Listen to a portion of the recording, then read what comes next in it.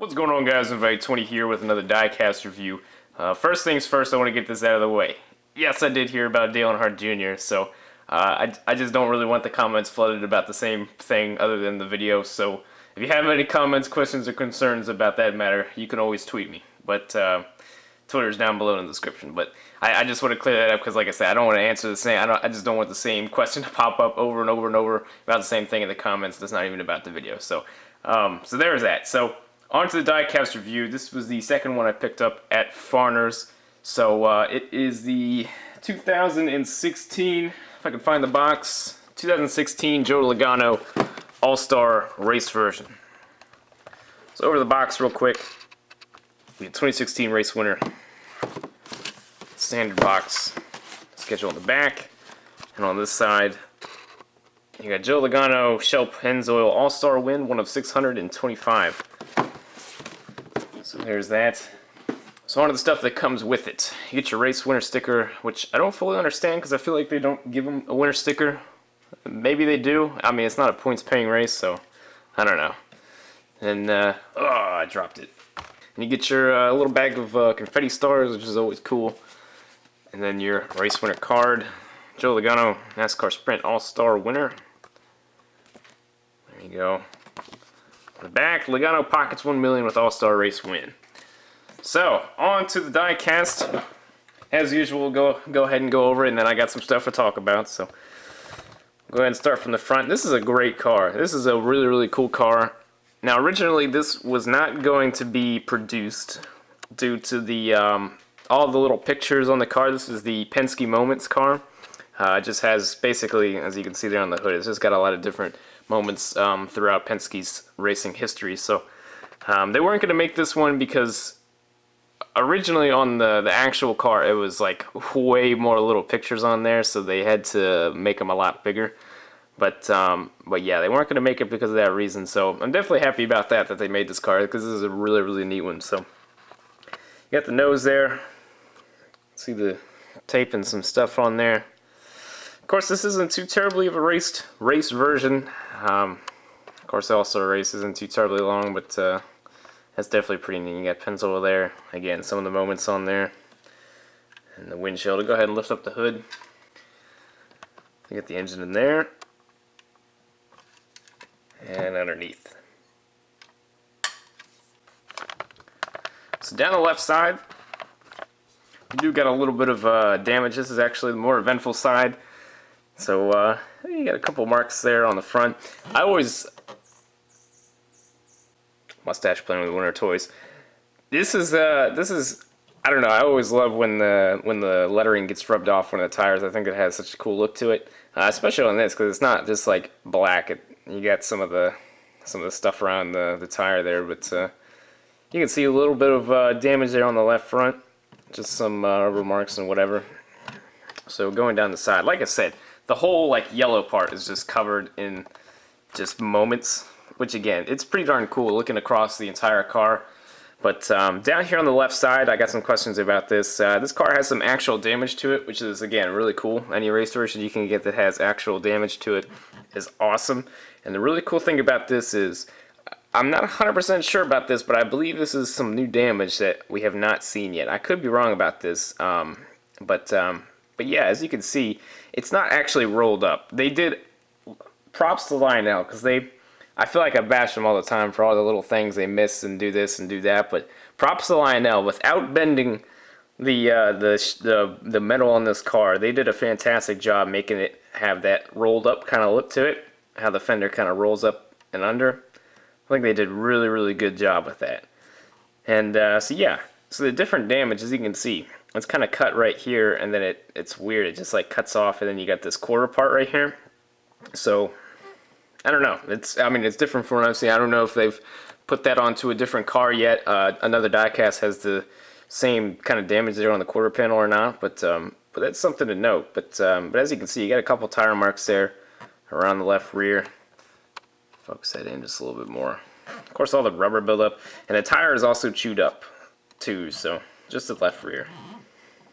That was kind of hard to see. I'll give you a better look when I show you the underneath. But yeah, so what you're seeing there is, since it's like kind of cut back so far, it's actually the end of the fuel cell there. So here in a minute, when I show you the deck lid, you can actually kind of see straight through there. So I don't know, it's pretty interesting. But like I said, props line now, because if you put this pretty far back, I don't know what it looks like on camera. I'll set that back pretty far on the desk.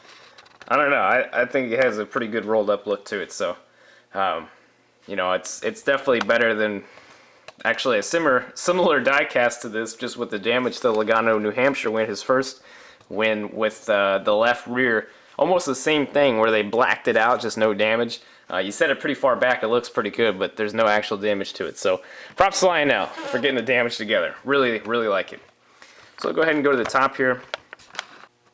So again, some more moments there on top. Some of them are kind of hard to tell what's going on just because of some of the sponsors and numbers block them, but there was confetti. As you can see, that's about all of it. Unfortunately, not a lot of the confetti made it onto this car, all but a couple of stars here on the back, but yeah, I think there's like one there. So roof flaps do function, and we'll go ahead and go to the back. So you got Heritage is everything, 22 crew, on the deck lid there. DIN number is 41. Then the deck lid, you can see the fuel cell in the back. So there you can kind of see down in the corner of it. So that's basically what it looks like. There's my finger. So yeah, so you can kind of see like in the corner of it. I don't know, it's just something. So down the right side, not too terribly much on this side. I actually forgot to mention, of course, the Support Our Troops tires, which are always cool. I always thought that was a cool deal with the Goodyear, what they did for the Support Our Troops there. So I thought it was always cool to get a diecast with that on there. So I don't know, just something a little bit different on the tires. But yeah, down the right side, again, more moments. You got the red rims there. A little bit of rubber buildup around the right rear. And going down, all the way down to the right front. So yeah, not too much on this side really. But yeah, that is about that. We'll go ahead and show you the bottom of the car. Again, not too much to it. I guess this gives you a better view at the damage on the left rear. Of course, the chewed-up tire. So there's that. So yeah, there's the damage. Again, it's just kind of cut. So that's about what it looks like. I don't know. Like I said, I thought they did a great job on the damage there. I think it looks really, really well. So that is about it. Just a couple of things. So I don't know. Okay, it's hard to get mad at this car because this is a great car, and I'm only going to mention this just for the people who are not aware. When I first started talking about this car, I mentioned the pictures on the car. They weren't going to make this car because of the pictures on it. So now that you've seen the car, let's go ahead and compare this to the front. Alright, so there you go. Now, obviously you can see that, like I said, they had, it was insane. They just had little picture after little picture after little picture. So I guess, at the end of the day, you know what? Technology is pretty advanced. I don't know if there's a way that they could get all those pictures on there. I feel like, if they had the means, if they wanted to, they probably could. I feel like this was kind of the easier way out. That's one thing I have a hard time with Lionel, is that although I don't know a lot of the things that go into making these diecasts, just knowing technology and how things are these days, 9 chances out of 10, there's a way you can probably do it, whether you are going to do it or not. And some of the reasons why you're not going to do it or not, I don't know. But I don't want to bash Lionel. I'm just pointing out that there's an obvious difference. Again, I don't know why, but this is how it is. Again, we go to the top. Of course, you can see you can see it pretty clearly. It's just like the moments are really, really, really big. And then you kind of compare it to the roof, and there's just I don't know. It's just a huge difference. Again, I don't even know what it would look like if they got it correct on this car. I find it hard. I mean, I would imagine some of them you probably can't really make out what's going on, but I don't know. It's just I can't say this enough. At the end of the day, I'm super happy that they came to this conclusion to make this car happen, because knowing what this car is now, I'm really happy I picked it up. I'm very glad that they made this car, and I guess I would be disappointed if they did not make it. So, you know, apparently they had to do this for it to be produced, so it's cool. It's whatever. But yeah, there it is. It's just pointing out the little things with this car. I always want my cars to be spot on. It sucks that the engine detail has regressed. Again, I say that in a lot of reviews. I don't know how that happens, but the details of the car have regressed. So that's bad enough. That was always one of my biggest issues with Lionel. So when it comes to like race versions and not getting things right, that hurts me even more, considering all this stuff.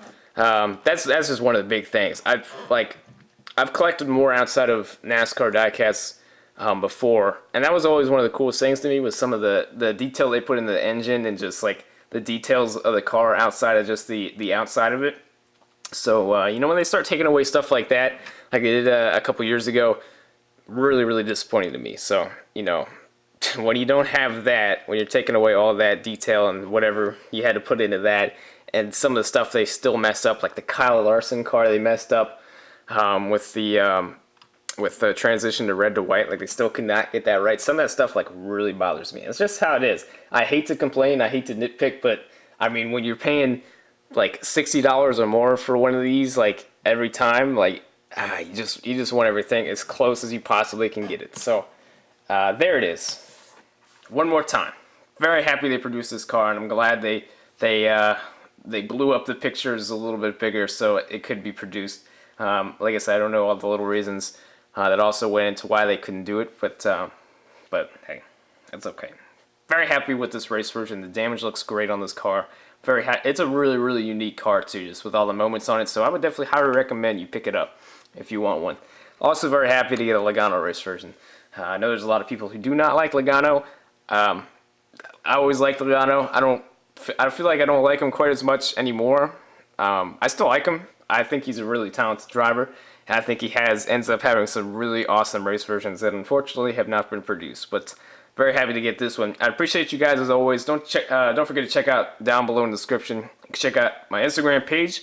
Post all my new diecast pickups on there. I also got my Twitter down there. Like I said, if you have any comments, questions, or concerns about the whole Dale Jr. matter, I feel like I'm going to get a lot of questions and comments on that I already have. You can always tweet me. That's probably the easiest way to go about it without flooding my video comments. So appreciate you, and I'll see you guys in the next video.